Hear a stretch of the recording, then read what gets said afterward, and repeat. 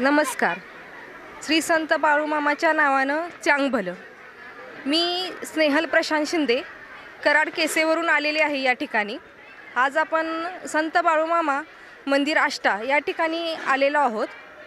तर मला संत बाळूमामा यांचा आलेला अनुभव मी आज सांगत आहे.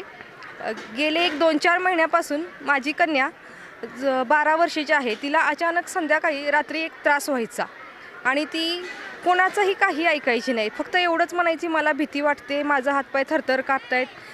ती कोणाचीही म्हणजे काही ऐकण्याच्या मनस्थितीत नसायची. मग आम्हाला, माझं माहेर कामेरे, तिथून माझ्या वडिलांनी सांगितलं की तिला रविवारी सकाळी आष्टेच्या मंदिरात बाळूमामांच्या घेऊन ये.